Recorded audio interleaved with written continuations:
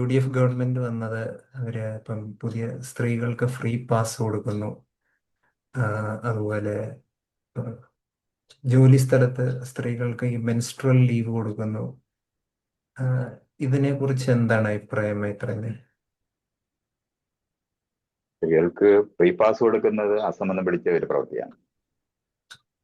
അത് അഡൽട്ടായ ആൾക്കാർക്കെല്ലാം അത് ചെയ്യേണ്ട ഒരു കാര്യമില്ലാത്തതാണ്. സ്ത്രീകളെ രണ്ടാന്തരമായിട്ട് കാണുന്ന ഒരു രീതി കൊണ്ടാണ് അത് അങ്ങനെ വരുന്നത്. അല്ലാതെ ഇപ്പൊ ഗർഭിണിയായ സ്ത്രീകൾക്ക് സീറ്റ് കൊടുക്കുന്നതോ അല്ലെങ്കിൽ കുട്ടികളുമായിട്ട് വരുന്ന ആളുകൾക്ക് സീറ്റ് കൊടുക്കുന്ന സംവരണ സീറ്റ് എന്ന് പറഞ്ഞാൽ നമ്മൾ വെക്കുന്നത് ആ അർത്ഥത്തിലാണ്. അല്ലാതെ എല്ലാ സ്ത്രീകൾക്കും ഉള്ള സീറ്റല്ല സംവരണ സീറ്റ് എന്ന് പറയുന്നത്. അതേപോലെ എല്ലാ സ്ത്രീകൾക്കും കൊടുക്കുക എന്നൊക്കെ പറയുന്നതൊന്നും അതൊക്കെ ഒരു തരത്തിലും ഒരു ആധുനിക സമൂഹത്തിന് ചേരുന്ന ഒരു നടപടിയല്ല. അതിനോട് തീർത്തും വിയോജിപ്പാണ്. പിന്നെ ഈ ആർത്തവത്തിന്റെ കാര്യത്തിൽ നേരെ തിരിച്ചാണ്. അത് കൺസേൺ ഉള്ള ആൾക്കാർ കാണിക്കേണ്ട ഒരു കാര്യമാണ്. അത് ആവശ്യമാണ്. ഒരു പുതിയ സമൂഹത്തിന് ചേരുന്ന കാര്യമാണ്. അല്ല, അതിന് ലീവായിട്ടാണ് കൊടുക്കേണ്ടത് അതോ അവർക്ക് അത് അവരാവശ്യപ്പെടുന്ന അനുസരിച്ച് കൊടുത്താൽ മതി. അവർക്ക് ലീവ് എടുക്കാനുള്ള അവകാശം കൊടുത്താൽ മതി. അവരെടുക്കണോ വേണ്ട എന്നുള്ളത് അവരുടെ ഒരു ഇതില്ല. കാരണം എല്ലാവർക്കും വേദന വരണമെന്നോ എല്ലാവർക്കും അസ്വസ്ഥ വരണമെന്നോ നിർബന്ധമൊന്നുമില്ല. അതുകൊണ്ട് അത് അവർക്ക് എടുക്കാനുള്ള അവകാശം ഉണ്ടെന്ന് ആക്കിയാൽ മതി. സ്ത്രീകള് അവർക്ക് ഫ്രീ ചില അവധികൾ അല്ല, അവർക്ക് യാത്ര ചെയ്യാൻ ഫ്രീ പാസ് വേണമെന്ന് പറഞ്ഞാൽ അങ്ങനെ കൊടുക്കുന്നുണ്ട്. തെറ്റുണ്ടോ?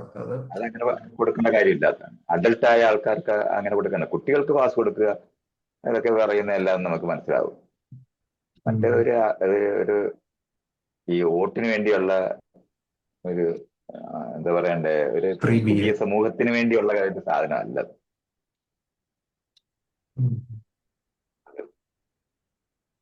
അതുകൊണ്ടാണ് അതിനെ അവിടെ യോജിപ്പില്ലാതെ. പൊതുവെ അപ്പൊ ഫ്രീ ബീസ് ഇങ്ങനെ കൊടുക്കുന്നത് പൊതുവെ കൊടുക്കുക എന്ന് പറഞ്ഞാൽ എല്ലാവർക്കും കൊടുക്കുന്നത്.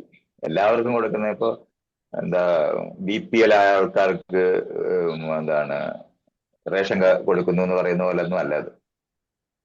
സ്ത്രീകൾ എന്ന് പറയുന്നത് അങ്ങനെ ഒരു കാറ്റഗറി അല്ല. അതിനകത്ത് ഗർഭിണികളായ സ്ത്രീകൾക്ക് സീറ്റ് സംവരണം, അങ്ങനെയാണ് ഈ സംവരണ സീറ്റ് വന്നത്. അങ്ങനെയാണ്. അല്ലെങ്കിൽ 4-5 സീറ്റ് കൊണ്ട് സ്ത്രീകളുടെ മുഴുവൻ പേരെ അഡ്രസ് ചെയ്യാൻ പറ്റും. സ്ത്രീകൾക്കുള്ള സീറ്റ് എന്ന് പറയുന്നത് പ്രൈവറ്റ് വണ്ടിക്കകത്ത് അവര് സ്ത്രീകളെന്ന് അങ്ങോട്ട് അങ്ങ് എഴുതി അങ്ങ് ഇഷ്ടം പോലെ വെച്ച് പകുതി സ്ത്രീകൾക്കും പകുതി പുരുഷന്മാർക്കും ആക്കുന്ന ടെക്നിക്ക് അവരുപയോഗിക്കുന്ന സാധനമല്ലല്ലോ സംവരണ സീറ്റ് എന്ന് പറയുന്നത്. സംവരണ സീറ്റ് എന്ന് പറയുന്നത് 6 സീറ്റോ അങ്ങനെ കാണത്തുള്ളൂ. 6 സീറ്റ് കൊണ്ട് സ്ത്രീകളുടെ യാത്ര സംവരണമാകത്തില്ലല്ലോ. അത് അതിന്റെ ഉദ്ദേശം എന്ന് പറയുന്നത് കുട്ടികളുമായി വരുന്നവരും ഗർഭിണികളായ സ്ത്രീകൾക്കും കൊടുക്കുന്ന ഒരു പ്രൊട്ടക്ഷനാണ്.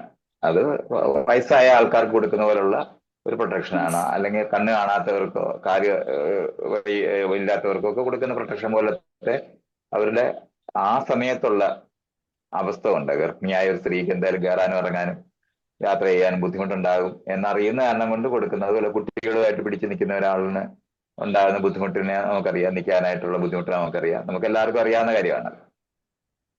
അത് അവർക്ക് വേണ്ടിയുള്ളത് കൊണ്ടാണ് 5-6 സീറ്റ് മാത്രമായിട്ട് സ്ത്രീകളുടെ സംവരണ സീറ്റ് എന്ന് പറഞ്ഞാൽ എല്ലാ സ്ത്രീകൾക്കും ഉള്ളതല്ലത്. അങ്ങനെയാണ് ആൾക്കാർ തെറ്റിദ്ധരിച്ച് മനസ്സിലാക്കുന്നത്. അത് ഈ കാരണം കൊണ്ടാണ്. പണ്ടുകാലത്ത് കുട്ടികളുമായി വരുന്നത് എല്ലാം സ്ത്രീകളായിരുന്നു. അതേപോലെ തന്നെ ഗർഭിണികളാവുന്നതും സ്ത്രീകളാണ്. അപ്പൊ അതുകൊണ്ട് അവർക്ക് വേണ്ടി ഉണ്ടാക്കിയിരുന്ന ഒരു സംവരണ സീറ്റാണത്. മറ്റേ ജനറൽ സീറ്റാണ്. ജനറൽ സീറ്റ് എന്ന് പറഞ്ഞാൽ പുരുഷന്മാരുടെ സീറ്റല്ല. സ്ത്രീകൾക്കും പുരുഷന്മാർക്കും ഒരുപോലെ അവകാശപ്പെട്ടതാണ്.